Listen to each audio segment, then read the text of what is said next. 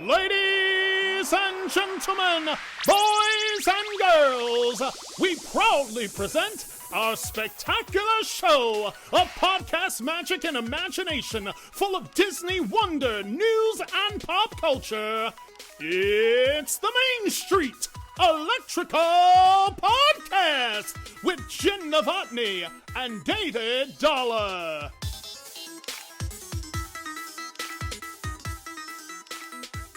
Hey, Jenn. Hey, Dave. It's the Main Street Electrical Podcast. Cosmic Rewind. Yeah. So I heard you guys went on Guardians like last week. Oh my gosh. Yes, I did. I mean, I would ask you how you Disney'd, but I'm assuming that's what you're going to tell me. I mean, okay, is there anything else you can say besides Guardians of the Galaxy Cosmic Rewind? What do you mean? Oh. How you Disney'd? I went to Disney and did other things too. And okay, we'll get to that. And aside from that, I came back and I just wrote a newsletter article about Disney. So does that Very count? Cool. So how would somebody get on our newsletter so they could hear all the fun stuff going on? Well, lovely.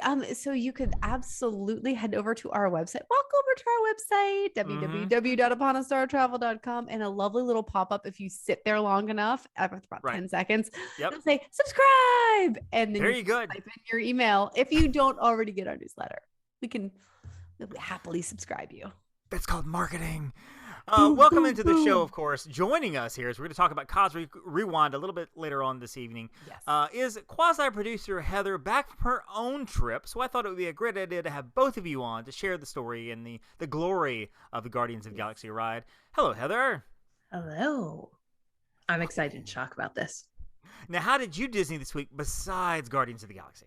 So I got the little photo opportunity at Epcot with Orange Bird on my fingers. I saw that. It's like my dream come true. That's awesome. So cute. I love it. Well, I mean, mine is brief. I'm wearing my People Mover shirt, which is right here. And this got People Mover along the bottom. I think I posted it on my Instagram like 2 or 3 weeks ago. And I'm like, I want this shirt. Just kind of a little random post of Shop Disney stuff I was looking for.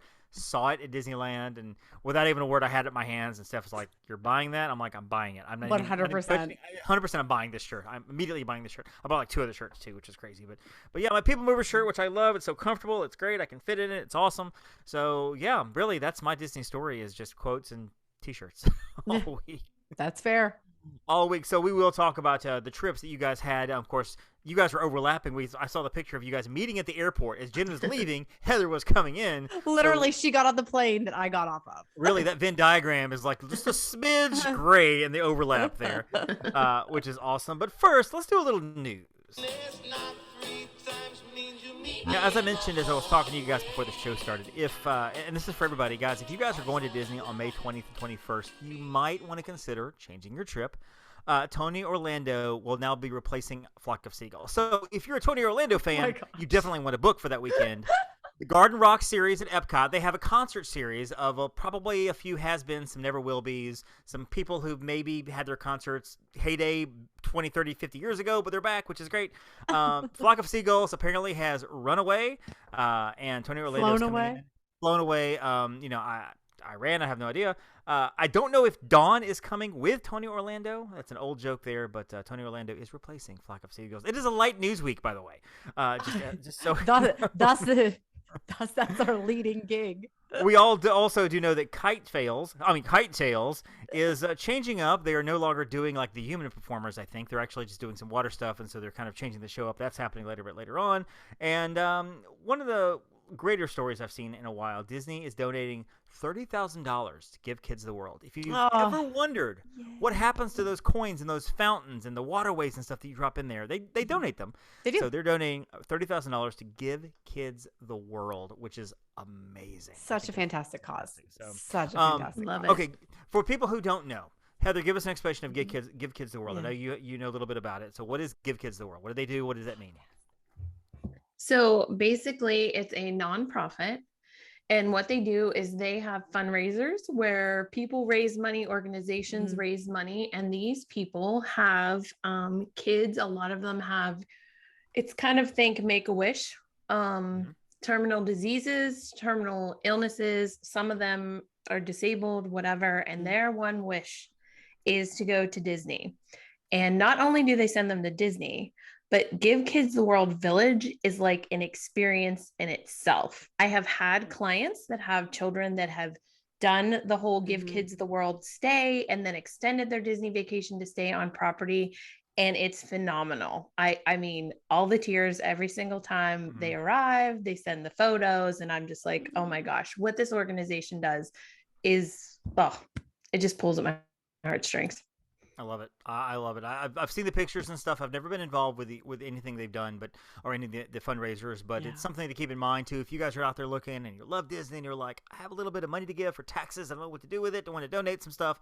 Give Kids the World is a great organization. Absolutely. For what they do. So, final note here. Well, actually, two final notes here. First of all, the whole trend on TikTok where people are coming on TikTok and they're like, "Hey, I wore a really skanky shirt to the parks and Disney gave me a free shirt."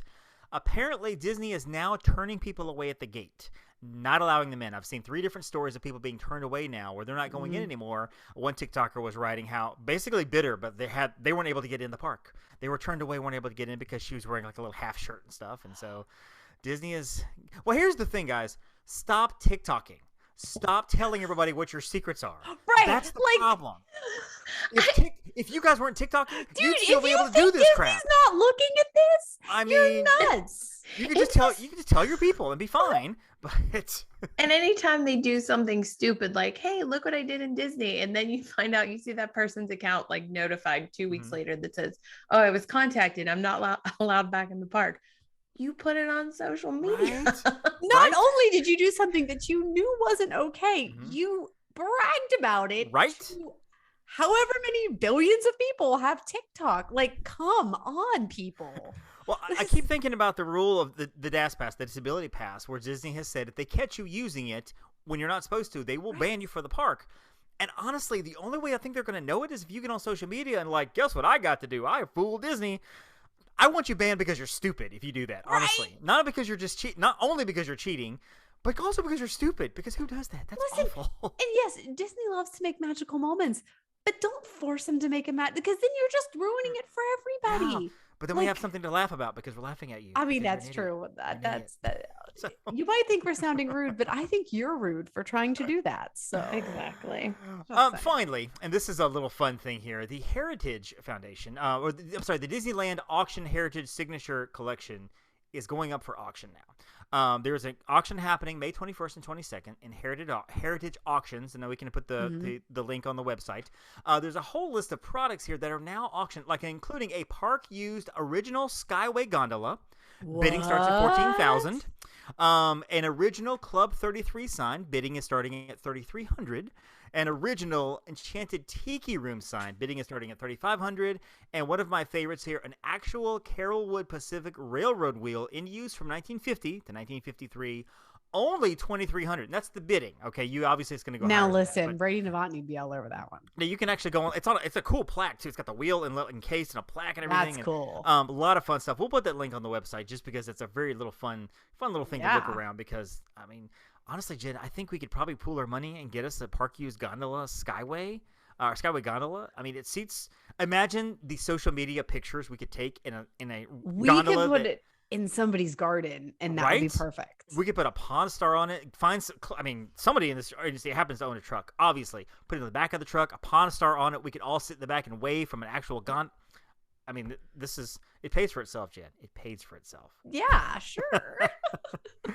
Also announced, Guardians of the Galaxy Cosmic Rewind will be a virtual queue. Will also be an individual attraction selection, Lightning Lane attraction individual selection. I don't know what they're calling it these days, but it's the one you got to pay for. You don't have to have Genie Plus to get it. You just pay for it outright at 7 a.m. We can talk about later how that works. If you need some questions, if you have questions about that, please contact us. We're happy to walk you through it if you book with us. No free info, but no, we'll talk about all that later. But yeah, virtual queue. As we suspected, it's going to be virtual queue or individual selection because the line would be ridiculous. And as I've seen the pictures and Heather talked about, that queue apparently inside the building is not very long. So people are wrapping around like like outside, squiggly, scraggly, zigzagging, whatever. So let's talk a little bit about Guardians of the Galaxy. I'm gonna leave it to you two. I don't know where you want to start, but let's talk about the line, the queue, how you got there, blah blah blah. Let's go. Oh my gosh. Okay. Greatest thing ever. I know. It's like it was so good. So, well, I went down for media preview, and Heather, you went down AP preview, and we missed each other just by a little bit, like hours. Yeah, literally hours. Literally 2 hours. Except we passed in the airport. But okay. So where do you want to start? You want to start let's start with the outside. I guess let's start with the outside. Start with the outside. Yep. Okay, Well, let me do this first. Let me for people who check out our backgrounds, tuning into the episode for the first time, and they were like, "What in the world is Guardians of the Galaxy?" Guardians of the Galaxy, of course, is a Marvel property. It came out. Yes. It was an obscure Marvel property for probably the first 2 decades it existed, and then it came big in 2014, 2015 when the first movie came out as part of the Marvel Cinematic Universe. They've built a ride now, like a roller coaster called Cosmic Rewind, where all the characters are there. One of the only properties now that basically has 2 rides, one at Disney World and one at Disneyland, that are completely different attractions. So it's not even like the same attraction like Buzz Lightyear has 2. It's different attractions, which is crazy. So that's where we begin. And of course, you got the media preview. Heather had the AP invitation. So yeah, let's start with the outside, getting there, the lines. What does it look like? Well, when I walked in, you actually had the zigzag queue outside, Heather. So you'll have to talk about that. When I walked in, it was a little more limited in terms of who was there. So there was no line outside. So I walked in and you just walk right into the queue, which says Wonders of Xandar, which is kind of the storyline. You are going to go see the Wonders of Xandar. You are going to use these different, time portal little machines, and because they're trying to, I don't want to go too much into the storyline, but they do incorporate the Guardians. Can we? I know, I think we can. I think we can. And I think we should just say, can we just preface this episode and say there's going to be spoilers? Right. Yes, there has to be, because it's I want to talk about it. I want to know wish... about it, and I want to know the story and what to expect. So yeah. Okay. So when you walk first in and you see that, which rewind here, there are so many odes to old school Epcot and Horizons my gosh in this attraction. It's amazing. I love that. So many. I love it. Old school, like 1980s Disney fans are like literally losing their mind over how amazing it is. But whenever you walk past the iconic sign, the Xandar sign, and then you walk into, what is it called? It's called a Galaxarium.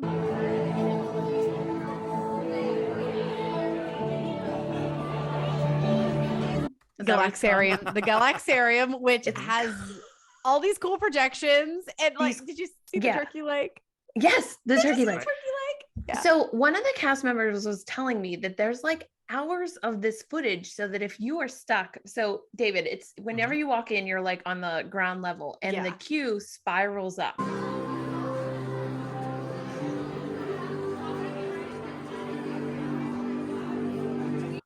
Yes. For you, as you keep walking past stuff, it spirals up. So you like circle around the Galaxarium, but there's this entire projection show that is like on the ceiling. And I only caught like 2 Easter eggs, but apparently in that whole section of that building, and I guess in the video, there's like tons of Easter eggs in there. And I only caught like 2 I think I only saw 2 or 3 myself. But even I was like blown away even by that. I was like, okay, well, I can totally stand here for like an hour and look at all of this because it kept changing. It's like it's like the lines, and then it turns into like, oh, this is the Earth, okay, and then it like, and then like you see like light points coming together again, and then it's like a turkey leg. You're like, what the heck? It's a turkey leg. I think she even makes a joke at one part, and she's like, and we want to know about you Earthlings and your fascination with the turkey leg. Why just the leg? Do you eat the rest of the body? Meanwhile, most Disney fans are like, I'm not eating a turkey leg. Right. But it's like this iconic thing. Yeah, it was fabulous. So that's the Galaxarium area. The knowledge, memory, and experiences of all Xandarian citizens, past and present. And then you wind up and you go through. I'm like looking at my picture, so I have like the right order, like so I remember the order of everything. Okay, so then the next one is like this glass so you continually walk by all these little glass containers. Yes. How can I describe it? What other queue has that I'm like forgetting? Well, a right little now? bit of Pandora, like in the science lab. The science lab. So it's like little glass cases, and I kind of want to say, what is it called? What's the Star Wars one that everybody loses? Rise of the Resistance. Go. Okay. Yeah, you know how they have like the little uniforms, like whatever helmets, that are in the glass thing. So they have this as you're continuing to walk around the queue. After you circle around the Galaxarium and you're on like level 2, they have this projection mapping thing. So think of, whenever you're on the People Mover, right? And they slow you down, they bring you past like Walt's version of like what Epcot was supposed to be. Yeah, experimental. Think if there was a way that you could do virtual projection mapping onto these teeny tiny little models, and they explain the whole story of like how they're going to take you, from Earth and, deliver, I don't know, everybody to Epcot. Reflects our diverse population. Our famous Galaxariums, where Xandarians go to learn about our history and culture, inspired the Galaxarium we brought here, to the wonders of Xandar at Epcot. Yeah. Which then gets to the next point. You wrap around. You wrap around. You see the like little spacesuits, and you see like a model of the the Star Blasters. Star Blaster? I can never remember. I want to call it a Star Speeder, but that's Star Wars. And I really should probably know all of the terms for it, but I was just like so enthralled with what was going to happen. I was just like, who even knows? Yeah. So David, if you know the actual official terms. Yeah, that's what I'm looking for. Like I should know this too. I should know. Yeah, we should all. And I know we've used the correct term on the show, and I just can't. Yeah, I believe it's a Xandarian Star Blaster. Yes, the Xandarian Star Blaster. And they have a lovely model of that as well. And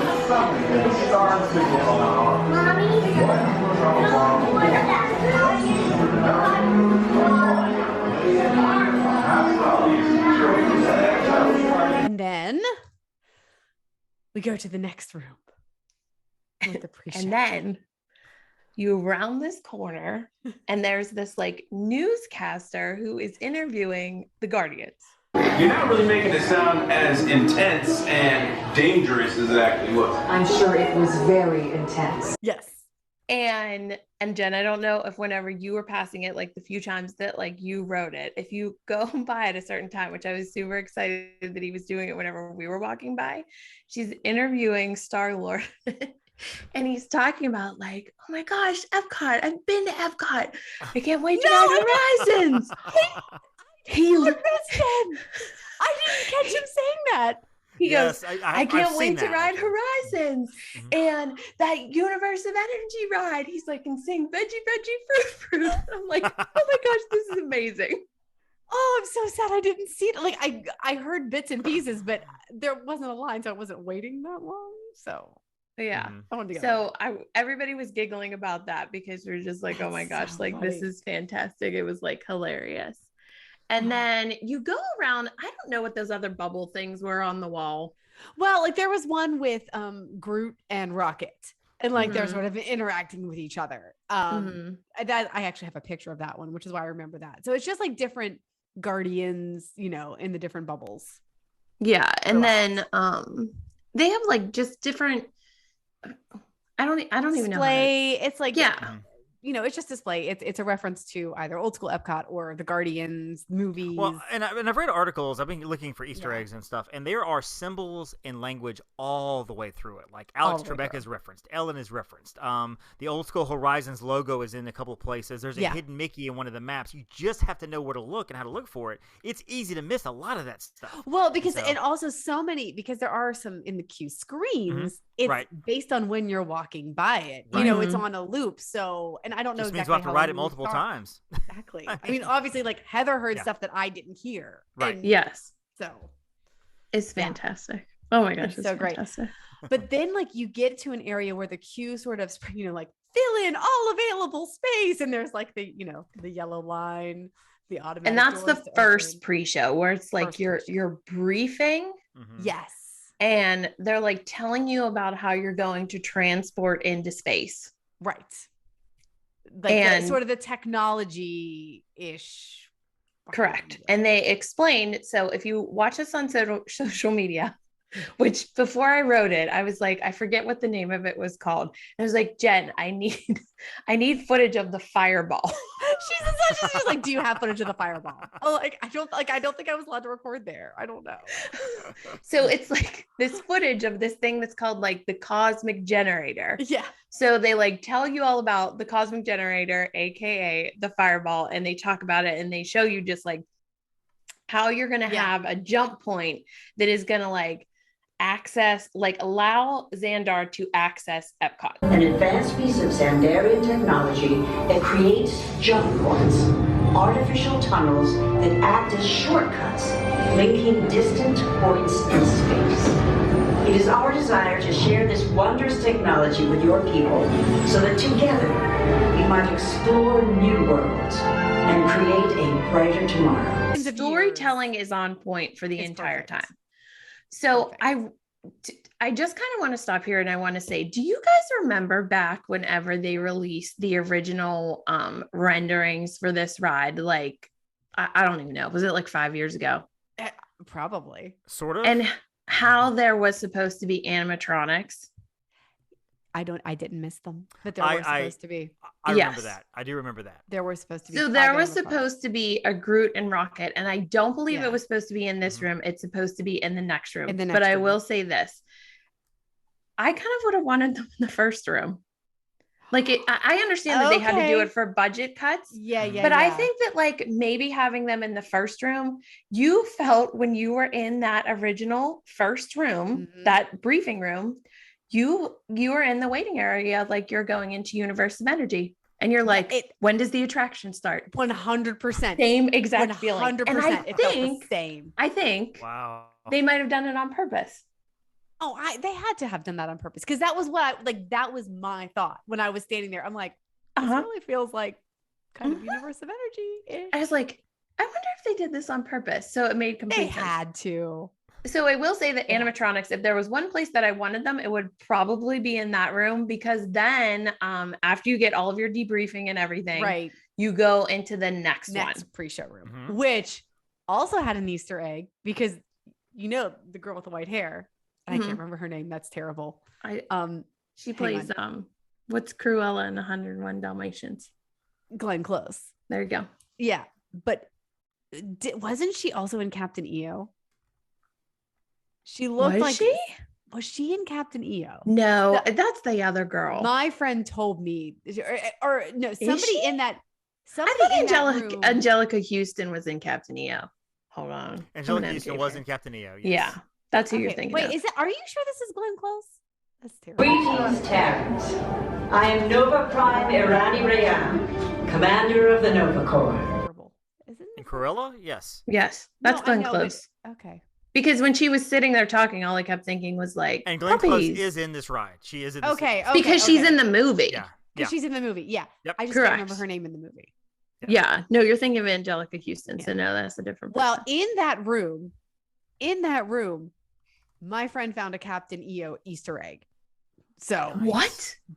That's what she said. No, that's what she said. Nova Prime is her is her name. Nova Prime. Thank you. Nova Prime. Yeah. I couldn't access it. I'm like, the white hair. Right. She's got the white hair. So, now that's what I was told. Okay. I need to look closer. Next time so now we have to look for the Captain EO Easter egg in that room. Because that was in that room. That's where they're setting up the plot points, though. So it's like, and I'm reminded a little bit of Dinosaur with like Dr. Seeker, like this is what you're gonna do, and then like, oh no, tracking, it's like there's a problem, and then suddenly as they're getting to the jump point, this big. What do they call the monster? I don't know. He's like I forget what his name is, but they're like prepping you to go on like the Nova ship. And they tell you whatever that monster's name is, like but regardless, is that the monster? Is that the one in Guardians 2, like at the very beginning of the movie? Yeah, I can't remember the name of it. Yeah, I can't remember his name, but he pops. But it's the same guy. It's the same guy, and he's like sitting there, and he's like, "Oh, I'm gonna get you, and your little dog too." No, not that part. And he's talking about how he's gonna stop the jump point from happening. He has to go back in time to fix things. Basically, he wants to like jump to another time. So he's closing this porthole that we're supposed to go through. And like Glenn Close is like, "Quick, call the Guardians." Nova Prime, like, "Call the Guardians." And we got to get this fixed. And of course, then Rocket pops up and he's like, "I reprogrammed the ship, whatever our ship is called, like to go through the wormhole. And then this is our only chance." And it's a fantastic show. You don't miss the animatronics. Yeah. Their ship is called the Milano. That's the Guardian's ship. That's the Guardian ship, but that's not our ship. The ship that you're on is called a Star Jumper. Basically, Star it Jumper.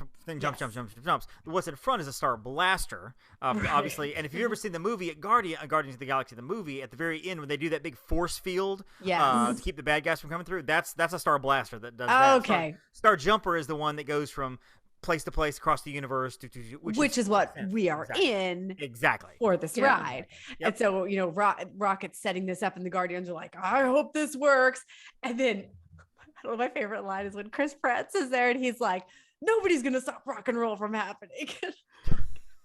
It's like, yeah. Now, is this when the music kicks in, or are you not quite not there yet? No. Okay, so when you're in this room, everything goes dark. Oh, this part was so cool. And I didn't know about this. This is like, there's one thing that they told me about that, like, I don't want to say it was a spoiler because of the launch, when you're on the ride, but no, I did not pay attention to anything else because I wanted to experience it. So, spoiler alert, just mute your thing for 5 seconds here. Everyone in, here we go.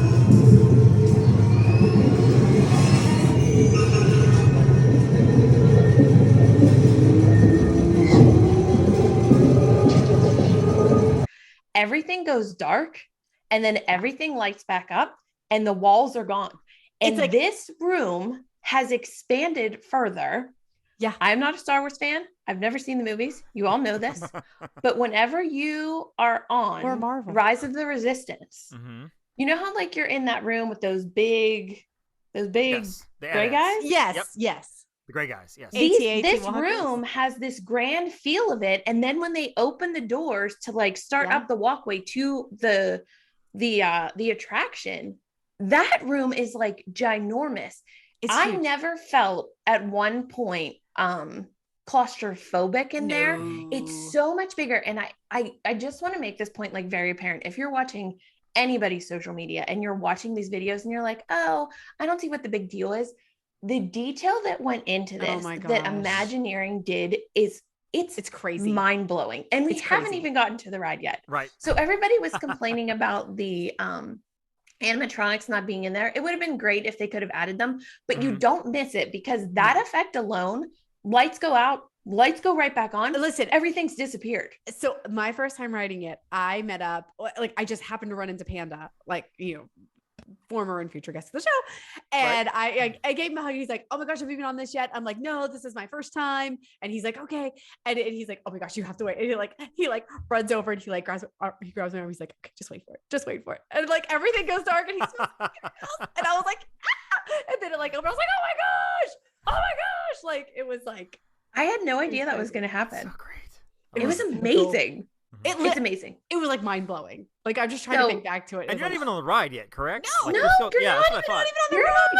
You can't even right see the now, car yet. Correct. So right now you've basically experienced 3 shows and you're not even on the walkway up to the ride because the Galaxarium, apparently that has an hour plus loop that, you could be waiting there and never repeat it. Right. Yeah. You're looking for all the Easter eggs. Then you're walking the second level and you're seeing all these different displays and hearing little snippets. Yes. You're hearing little things. Then you go into the first pre-show where they debrief you. And then you go into the second pre-show, which is mind blowing. So let's just give a shout out again to our favorite Imagineer, Zach Ridley, and his team. Fantastic. Knocked it out of the park. And we haven't even been on the ride yet. Right. Already you're prepped. And I love the Guardians. I'm like, this is fabulous. Even though I can't remember anybody's name, apparently, other than the original one. It's okay. It's fine. Well, it's cool though, because this queue will keep you entertained. Absolutely. Because honestly, even if you get the virtual queue or the ILASS, whatever you call it, whatever you get that, you're going to be waiting a while. It's like Rise of the Resistance. When you got the virtual queue, you still had to go into the ride itself, and you still are doing so. You still have to do the line, Correct. so you're going to have to wait. So I'm expecting to wait like an hour or more for this ride, even if we have that, which is fine. But like, it's great that you have things to do. Plus, pre-show after pre-show, you get to see things as you go. So it's not like, the E.T. ride, forgive me, Heather, in Universal, where it's just this switchback under a canopy. Oh my gosh. That's all you're doing back That's and forth. all you're doing. Or and Rocket, or Rip Ride Rocket, or Hulk, or something. And even some Disney queues are like that too. But I think they're wise to the point of, let's make the queue at least somewhat entertaining. Yes. And like make it stuff to do. So once you get in that building, I think you're set. Yeah. So then when it opens up to the walkway and then they shut the doors behind you, we stayed back because I was like, let's just keep going. And I turn and face the wall, and there is a sign right there that says Futureport. And I was like, oh my gosh, it's like 1985 again. Literally. This is like so right there. This is so amazing. So, okay, I will say that the one thing that was weird, did you notice when you were walking up in the walkway, it kind of felt like it was getting narrower and narrower? Yes, I did. So you think that they did that because they make you feel like you're getting off of the ship? I do. I think that's why they do it. And then also I think it helps to funnel you into the next part too. Like so I think it's like a to get it smaller. Because you have to go from this big, I mean, you're filling an ginormous room into what is like the final queue. Into the dune buggy. Correct. The cattle call where you're all funneled into this one place. And so, makes sense. Correct. Yeah. You have to do that. So then when you get to the top of the ramp, after all funneled and maybe you're standing like 2, 3, 4 wide or whatever, you go into like this little glass tunnel, and that is where you get the first glimpse of the train. Yes. Where you see the ride vehicle and people are loading. Right. On two sides. And it's on two sides. And you round the corner and then you can see the one on the other side. Yeah. So there are 10 rows, correct, Jen? 10 rows. 10 rows. So they are loading 40 people at a time. So here's the one thing that I think everybody needs to take into consideration. Everybody's super nervous to say, hey, this is going to be like Rise of the Resistance, where they're only going to have so many virtual queues. Yes, that is true. They're only going to have so many. However, I think this is going to be more like Remy, because Remy is constantly moving. Yes. So is this attraction. They're pumping out 40 people at a time. And then whereas those Rise vehicles, 4 per car, correct? 4 per car. Okay. Yes, 4 per car. Yes. Okay. So they're just popping them out. So I do think that it's not going to be, I don't want to say it's not going to be as hard to get, because it's going to be hard to get whenever it first opens. But I do think that it's going to move along faster. And I think that they're going to give more availability because they know how many people they can get in and out of there in a short amount of time. And I also do hope very much that it's not one like Rise that breaks down a lot, where, you know what I mean? Like, we're on a day, whenever it was like virtual queue, Rise could, if it was running all day consistently, get in a lot of the backup groups. Whereas hopefully this one won't be down as much, so that it can also seem like do it's that. as technologically advanced as Rise either, because Rise has so many different components to that attraction.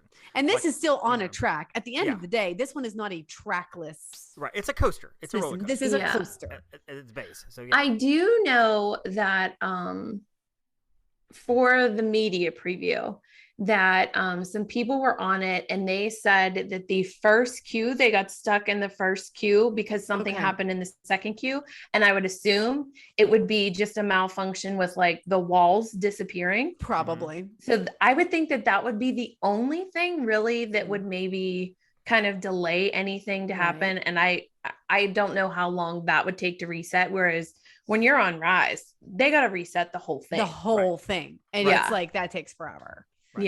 Yeah. No, so, I agree. Then you go down. Yep. Get down. And then you can ask to be in the front seat, and they have 4 lines.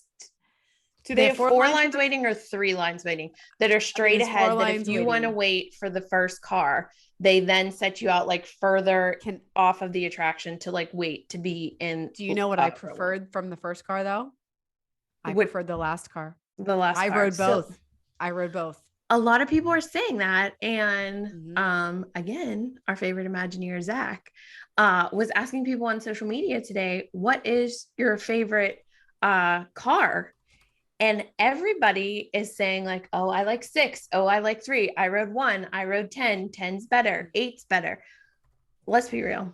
There's not a bad seat on this. There is not a bad seat on this attraction. And after we explain it to you, it will make complete sense. Yeah, hopefully. Right. But I did love, and I loved both experiences. And you're right, there's not a bad seat. But I loved my first experience being in row 10 because of the launch. Oh, hands down. I've read that rows 9 and 10 are the best for intensity. Like those are the ones I've seen those tweets. For the most intense ride, 9 and 10. 9 and 10 is the most intense, basically. Yep. And they're telling you that if you are a little bit motion sick, that you should ride in the middle cars because it's the least quote unquote moving of all of them. But yeah, they move. They would move the least, I think. Now, how about the poo size guests? The ones that are a little larger in stature. Are they able to comfortably ride this attraction like they would most? Okay, good deal. So think of you getting in an Omni Mover. For instance, I'm gonna flat out say Haunted Mansion. Okay. Yeah, it is roomy. It's good deal. Good. These seats. Everybody was like, "Oh yeah, this is." I love that they take this into consideration. And everybody has their own individual lap bar that holds them in place. So if you're sitting with a kid, your kid's not going to be flopping around like your kid's in their own restraint. You're in your own restraint.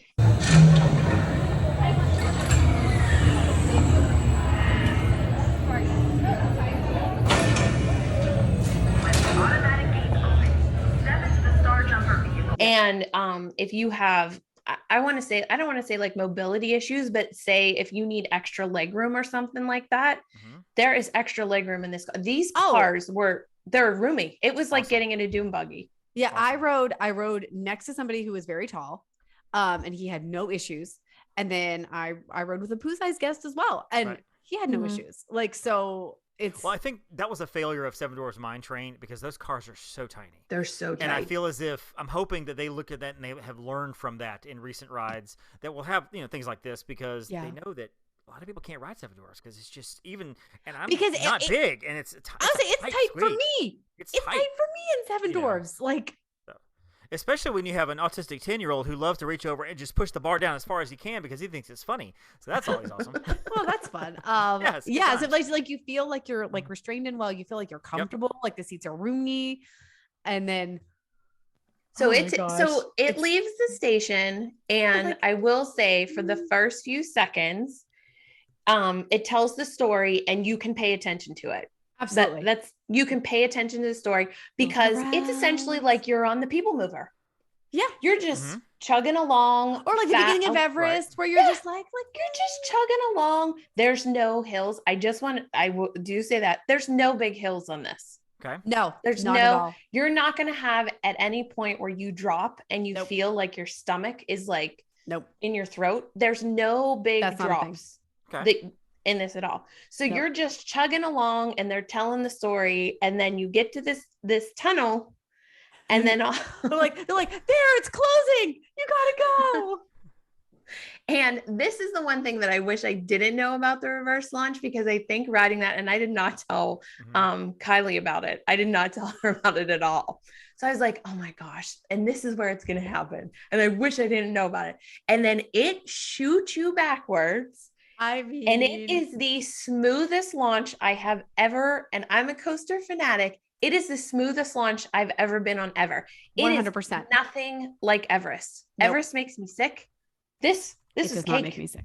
It was cake. This was better than Hulk launch. This is better than Rock and Roller Coaster launch. I'm gonna say this. This is better than the Velocicoaster speed tunnel transition. I was going to ask that question a little bit later on, but wow. So I mean, and those are smooth.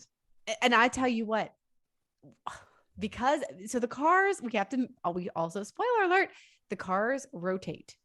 Now it's not like you're on a spinny ride. Okay. This is not the teacups. You're not like going around and around. This is your car. Like I started in row 10 and then suddenly I was in row 1.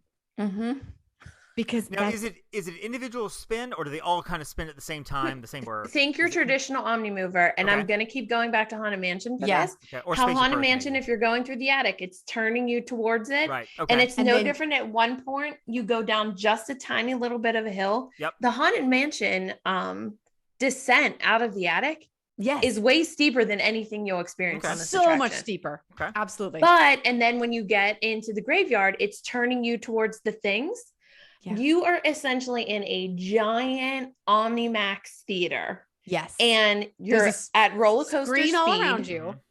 and you're riding. I keep saying you're riding sideways, but you're riding sideways because then it's turning you towards whatever the next scene is. It's directing your focus where Right, it needs right. to be. Nobody screams. Nobody screams.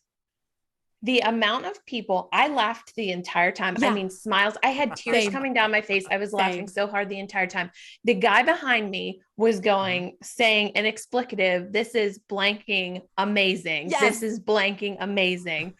Kylie's sitting next to me going, this is the greatest ride I've ever been on in my entire life. Yes. And we've been on Tron and Shanghai Pirates. So we have a different version of what great Disney rides are. And she's like, this is the greatest thing ever. Laughed the entire time. Yes. The entire time. Same. My entire car was laughing the entire time.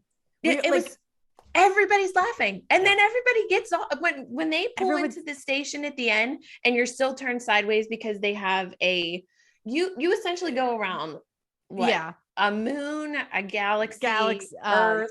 There's all these stories going on. You're battling the big guy. What the giant light man? Isan. We don't remember his name. Isan. He's a celestial. Isan. Yes. There we go. Yep. There you go. Yep. Battling Isan.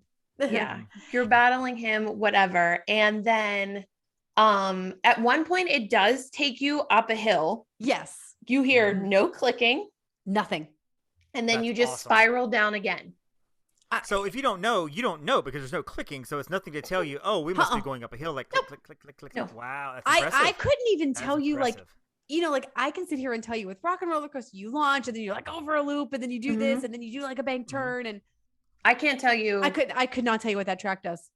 I couldn't tell you what the track does the first time that you read it if you are paying attention to the screens. However, Correct. if you would be prone to motion sickness and you look down, you can see the track. Yes, you so can. you can determine what is coming next If you need to. If you are prone to motion sickness. But that being said, this is the smoothest, most amazing attraction ever. And I was trying It did not think, jerk you at all. oh, not at all. Not at all. And when you get off, you're not dizzy. No. That's You're awesome. not. Love it. It's bananas. It's bananas. I can't even tell you.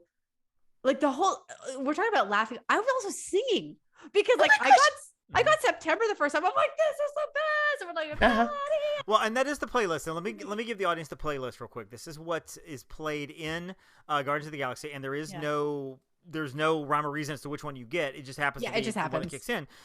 Earth, Wind, and Fire, September, which is what you got. Disco Inferno by the Tramps. Miami Sound Machine's Conga, which is an 80s song. Everybody Wants to Rule the World. Tears for Fears. Iran by Flock of Seagulls. Of course, they're not there anymore, right. and they're leaving the Garden Rocks. And One Way or Another by Blondie. And Heather, did you also get September, or did you get the Blondie song? I got September. and I got Blondie's song a different time. Okay, gotcha. But Okay. that's just it. Everybody was singing too, because when Yeah. you're on this ride, you're like dancing, like Literally. on a roller coaster. Like who does that? Who's sitting on a roller I've coaster seen- dancing and singing? I've Like been watching videos, and actually on my Disney page, I just put up a video, a ride through of the video for people who wanted to watch it. And every video I've seen, people are laughing, people are cheering, people are loving this ride. It's loving this amazing. ride. and that's not for film. Like Yeah, our car, nobody in our car was filming Right. during this ride. Okay, No. nobody in the entire train, and this is No. what everybody's doing. right. No. Right. And It's even the just- people I've seen every now and then you'll have somebody who says they don't care for the ride, or maybe it's overhyped. It's going to happen. I get it. They're entitled to their Most of the opinion. people that have anything negative to say about this are saying they love this ride, they just don't like it in Epcot, which of course is an entirely different conversation. That's a different conversation. But I am going to ask this question to both of you. Knowing what you know now, if you could go back and they came to you and said, okay, you know what? We've gone back in time now. Before we're planning this ride now. It's going to be the exact same ride. Would you still put it in Epcot, or would you put it somewhere else like a Magic Kingdom or a Hollywood Studios? Obviously not Animal Kingdom, or maybe you would. I don't know. I mean, would you put it somewhere else, or do you think Epcot is the right place for this attraction, knowing what we know now? Movie wise, because of what Hollywood Studios stands for, it makes sense to go into Hollywood Studios. However, my opinion on this is that it needed to be in Epcot. I agree. I don't want to say I'm not a fan of Epcot, but we all know Magic Kingdom is my park. Right. I will mosey into Epcot, maybe at like 3-4 o'clock, do it for a couple hours, and then head on back to quote unquote my park. Right. I will make it a point every single time I go now to be there at first of all, to get on 7 o'clock in the morning to get it. I am notorious for not paying for individual attraction selection rides. I will not do it. I will pay for this one to ride it again. 100%. Well, it is interesting the way you said that, Heather. You said that this needed to be at Epcot. Is that because this ride needed Epcot, or Epcot needed this kind of an attraction? Epcot needed this ride. Okay. Epcot needed this ride because if you are not an Epcot person, you needed a reason to get you there to say, hey, I'm excited about going to Epcot today. And it's an ongoing joke all the time. You know, you have your Hollywood Studios people, you have your Magic Kingdom people. I have clients that are diehard Animal Kingdom that will do it for 3 days in a row. They love it. You love your park that you love. Right. That's true. And I love Epcot regardless. Yes. You are an Epcot person, prime example. Right. But this, for me, who was, I was bummed when I found out Universe of Energy, not that it needed updated, but to not see the little dinosaur chewing the grass as part of my tradition, because I went the first year that Epcot opened, and I used to love Epcot because it was just, it was just so awesome. Epcot needed this attraction. It's going to change Epcot's whole it's going to have a whole different vibe. Yeah. Well, and go ahead, Jen. Sorry. Oh, I was going to say, I just think with the new direction Epcot's going, because it has, World of Discovery and, it has all of those different things, it will fit. Whereas right now it seems like an anomaly in Epcot, it will make more sense when the entirety of the transformation is done, I think. Right. I for one love this ride in Epcot. I haven't seen the ride. I haven't ridden the ride. I've seen it with the walls up, and I saw the ship above the wall whenever I was there in March. But for me, I love the idea of this attraction in Epcot. And I know that people are like, well, Epcot was educational. I get that. And maybe this doesn't have an educational feel. But I personally think that Walt would love this kind of futuristic thing in Future World. They're not calling it Future World anymore. It'll be some sort of neighborhood, blah, blah, blah. Still Future World to me. But sitting right there beside Mission Space and right there beside Test Track, you've got 3 attractions that have to do with space, that have to do with exploration, that have to do with adventure and speed and technology. There's an Earthbound one with Test Track. There's the Future one with Guardians, and there's space exploration with, right in the middle, between the two, connecting the two. I think Walt would love this attraction at Epcot. I really do. Maybe he would have put something more educational in the queue. Maybe he would have said, you know what, let's try to teach some people something. I don't know, but I think he would have loved it in Epcot. And I love this ride in Epcot just for this reason. So that's just me. I could be wrong. Because it's Imagineering. Yeah. It is the one thing that I will say, that I think maybe because I have been to Shanghai, that once you've been on Tron and once you've experienced Shanghai Pirates, and the verdict is still out, because Shanghai Pirates to me is like the greatest Disney attraction that has ever existed. I need to ride this ride 2 or 3 more times to see, do I really love it, or am I just fascinated with the Imagineering of it? To see if it will take that new title. And I think it actually will. But I think that being at those parks and seeing what Imagineering had the capability to do, and then coming back here and saying well, why don't we have anything that does this? Yeah. And I mean, Rise of the Resistance, everybody's going to say, they changed the game whenever they did that, and Runaway Railway. They did. And then they just brought, and it's great. And I think it's fantastic. But when you've been on those 2 attractions in China, and you're like, if you have the ability to do this, why aren't you bringing it to your cash cow park? And the answer is because they had this up their sleeve, and this one's a game changer. Yeah. And I've tried to describe it to people because everybody's been asking me like, what it's like. And I've been saying it is Tron meets Flight of Passage mixed with Rock and Roller Coaster and Shanghai Pirates on steroids. It's 100. It's and I've not written some of those, but I'm yeah. It was my reaction. I should have recorded it. It was like the same reaction as Flight of Passage. Like Flight of Passage, I got off and I was like, what did I just experience? I have to do this again. And that was the same thing when I got off of Guardians. Like, and have you noticed that all those Disney fan sites, like how everybody, even people are saying like, oh, I'm prone to motion sickness and whatever. You're not, for every one bad one that you hear, you're hearing thousands of people love praises. Yep. Right. So, I mean, the Disney fans wanted this too. They wanted to know that, there is still that Disney magic and that Disney Imagineering again that still exists. And it's a game changer. 100%. It's amazing. So good. It's amazing. It's so good.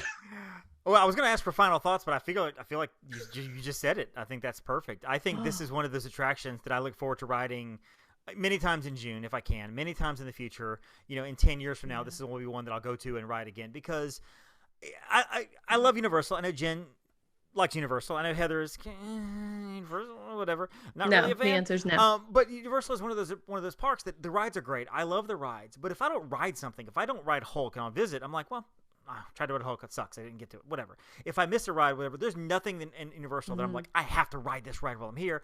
The first time I get to ride Velocicoaster in June, so I'm excited about that. Yeah, I'm super excited. That's a different You'll love situation. that. Like we haven't done it yet, but beyond that, if I don't get to Hagrid's, okay, I want to ride Hagrid's, but I've done it before. I love Hagrid's, but Disney it might be broken down. Disney is different, and I feel like this is going to be an attraction that I want to go to every single time, and I will be very disappointed if I don't do this. When I come back in October, when I come back in December, when I come back next March, when I come back next summer, whatever, if I don't do it every single time, like a Haunted Mansion or Runaway Railway or a Slinky Dog Dash, something I do every single time I go. Yeah. And you have to chalk this up with one of those, like, this is going to be a must do, I think, for a lot of people for years and years to come. And if you don't care about Guardians, if you're like, you know what, I don't care about this ride, I don't care what people tell you, then this is a great time to go to Epcot because let me tell you, you're going to walk on Frozen. You're going to get on everything else. You're going to walk. You're going to steering the boat and living in the land because there will be nobody there. It's okay. Keep them off my living with the land. I love that. Absolutely. We all get to do this, of course, in June. June 10th, we'll all be at Epcot together, which will be exciting. I'm actually 4 people in a car. I need to text Kyla real quick to let her know that she's my riding buddy. Okay. So yeah, get that in there. Heather, I guess go ride together. Yeah. We can all 4 ride together. Why not? Heather, where can we find you online and come follow you? Because you have an incredibly fun Instagram presence. Where do we find you? I am at the Moana Mom on Instagram and Facebook and YouTube. And you can find me there. We have a lot of fun on Instagram. And if you're not following our favorite Imagineer, who is truly, literally the backbone of this attraction, 100%. Go follow the Zach Ridley on Instagram because the stuff he's posting about what is upcoming in Epcot, I mean, he's really exciting. Yeah. It's exciting. He's doing some big things with this park. He got me excited for Space 220. I mean, honestly, when he was talking about it, doing his posts about walking through and stuff, I was like, this is so exciting. So when I got to do it. And I love Space 220. He just did those new renderings for the Moana attraction, the Journey of Water. I know I'm going to cry. And it's like not even a ride. I'm just going to cry. Yeah. Well, imagining what Disney can do with water. It's going to be fabulous. I honestly get amazed when I see the jumping water in Splash Mountain or in Epcot where the water. I say like in the Imagination Pavilion. Like, I just think that's the coolest thing. I'm like, look at that! The holes are so tiny and it's perfectly timed. What they're going to do with it is just, it's going to blow your mind. I'm really excited about that. Jenn, where can we find you to see all the pictures you're posting now about your previous adventures? At Upon a Star Jenn on the socials, and then at Jenn_Novotny is my personal one, and then of course Upon a Star Travel. On everywhere, including TikTok. The TikTok game has stepped up, by the way. The TikTok game is awesome. Yeah. We're doing great on the talk, as those young people might say. On the talk. I don't We're know too old to call it. I don't think really that's what they call it. That old ticky talk thing. My phone still actually autocorrects at TICKTOCK. I'm like, no, that's not how you spell it. Like, that's not how you spell it now. Find me on Facebook at Magic on $1 and Disney on $1. Find me on Instagram at The Magic on $1, as I'm hopefully getting close to 700 followers right there on Instagram. I'm close to my fingers. I'm almost close to 3,500 on Facebook, on Disney, which, by the way, the day we're recording this, tomorrow is 9 years for my Disney on $1 page, which I'm really excited about. So congratulations on that. Yay for me. I built a following and everything. It's awesome. So yeah, come follow all of our stuff there. And of course, you can find us at themsepodcast.com. That's our website. We'll put up some links and some fun stuff. Of course, all the show notes are there, and all the guests we've had on the sidebar. Click on their faces, take them to their website, and blah, blah, blah. Find us on the MSE Podcast on Twitter, on Instagram, and on Facebook. And of course, at gmail.com. That's our email address. Feel free to email us about anything and everything. We're still compiling questions. We'd love to get a handful of questions and do a Q&A episode one of these days. I think that would be fun. That'd be great. Anything you want to ask us about, whatever, we'll filter through, find the best ones, and Jen will send you money or something. I don't know. We'll come up. We'll figure something out. He always nominates you. I know. I get nominated for everything, but I guess he always tells everybody that Meredith asks the questions. So that is true. He does do that. She's very inquisitive. She really is. So, Heather, thank you so much for joining us tonight. This has been great hearing you talk. It was so much fun. I can't wait to talk about the next new thing that's coming with you guys. Yes, we'll have. I'm sure we'll have you on sooner than later because you're kind of part of the show now. So the Quasi Producer Heather, Jen, I'm Dave, and of course, don't forget to thank your Phoenicians. Or your guardians. Thank you for listening to the Main Street Electrical Podcast.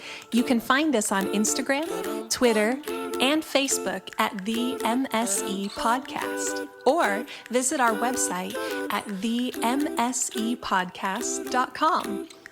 Be sure to subscribe, and may all your wishes come true.